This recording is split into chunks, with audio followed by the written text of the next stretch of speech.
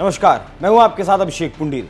देश में लोकसभा चुनाव के पहले चरण का मतदान 19 अप्रैल को होना है और उसके लिए जो प्रचार था वो भी लगभग थम चुका है। एक तरफ बीजेपी है जिसने 400 पार का नारा दिया है और उसी नारे के तहत वो आगे भी बढ़ रही है। उसकी जो रणनीतियां हैं, उसका जो प्रचार करने का तरीका है वो भी उसी दिशा में जा रहा है। वहीं दूसरी तरफ कांग्रेस पार्टी है या फिर कहें कि इंडी गठबंधन है, उसका ऐसा मानना है कि मोदी की कुछ सीटें कम कर दी जाएं। तो इसी को लेकर अब चुनाव से ठीक 2 दिन पहले एक फाइनल सर्वे आया है जिसमें यह साफ हो गया है कि प्रधानमंत्री नरेंद्र मोदी ने जो 400 पार की भविष्यवाणी की है वो भविष्यवाणी सही साबित होती हुई दिख रही है, क्योंकि सर्वे में एनडीए गठबंधन को तकरीबन 393 सीटें मिलती हुई दिखाई गई हैं। जो प्रधानमंत्री नरेंद्र मोदी ने भविष्यवाणी की थी वो बिल्कुल वैसा ही आंकड़ा मिलता हुआ दिखाई दे रहा है। दूसरी तरफ उत्तर प्रदेश, राजस्थान और गुजरात की अगर बात करें तो यहां इन 3-4 राज्यों में ठाकुर बनाम बीजेपी का जो विवाद है वो पिछले महीने में बहुत ज्यादा बढ़ा है और फिलहाल मौजूदा वक्त में वो अपने चरम पर पहुंच चुका है। बावजूद इसके भी उत्तर प्रदेश की अगर बात करें तो उत्तर प्रदेश में बीजेपी को या फिर कहें कि एनडीए गठबंधन को 76 सीटें मिलती हुई दिखाई गई हैं और उत्तर प्रदेश में मुख्य विपक्षी पार्टी समाजवादी पार्टी को सिर्फ 4 सीटें मिलती हुई इस सर्वे में दिखाई गई हैं।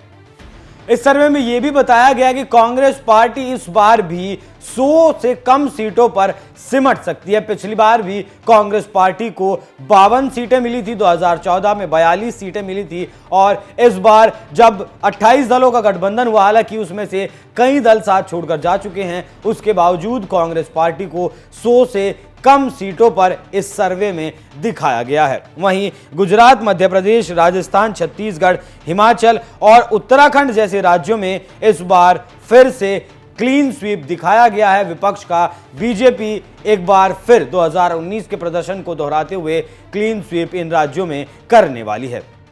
वहीं बात अगर महाराष्ट्र की करें तो महाराष्ट्र में भी बीजेपी इस बार बम्पर सीटें जीत सकती हैं, क्योंकि शिवसेना का एक धड़ा बीजेपी के साथ है और एनसीपी का भी एक धड़ा बीजेपी के साथ है और कई बड़े जनाधार वाले कांग्रेस के नेता भी बीजेपी का दामन थाम चुके हैं। लेकिन इनमें सबसे महत्वपूर्ण राज्य है, देश का सबसे बड़ा राज्य है उत्तर प्रदेश, जहां पिछली बार बीजेपी को 62 सीटें मिली थी और इस बार 76 सीटें मिलती हुई दिखाई दे रही हैं और ये तब मिलती हुई दिखाई दे रही हैं जब उत्तर प्रदेश के पश्चिमी यूपी में, पश्चिम क्षेत्र में बीजेपी बनाम ठाकुर का विवाद लगातार जोरों पर चल रहा है। धड़ाधड़ महापंचायतों का दौर भी जारी है। वहां के ठाकुर कसम खा रहे हैं कि वो इस बार बीजेपी को वोट नहीं देंगे, बल्कि उस कैंडिडेट को वोट देंगे जो बीजेपी के कैंडिडेट को हराता हुआ नजर आएगा। तो उत्तर प्रदेश से अब जो एकमात्र कांग्रेस के पास सीट थी रायबरेली, अब लगता है कि वो भी कांग्रेस के हाथ से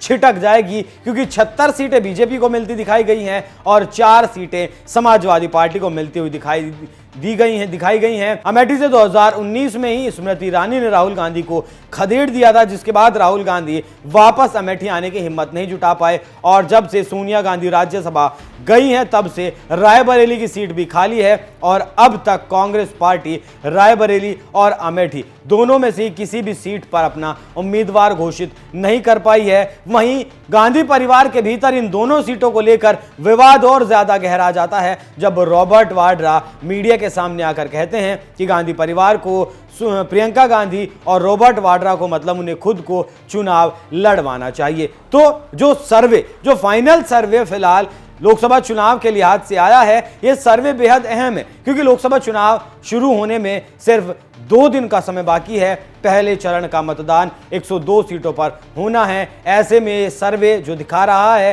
कि मोदी को देश भर में 393 सीटें और उत्तर प्रदेश में 76 सीटें मिलने वाली है। तो मोदी ने जो मास्टर स्ट्रोक चले हैं, अपने उम्मीदवार उतारकर अपनी रणनीति जो बनाई है उत्तर प्रदेश और पूरे देश में, उससे ये समीकरण बदले हुए तो जरूर नजर आते हैं। वैसे आपको क्या लगता है, क्या इस बार एनडीए गठबंधन 400 पार जीत पाएगा? अपनी राय हमें कमेंट कर जरूर बताएं। नमस्कार।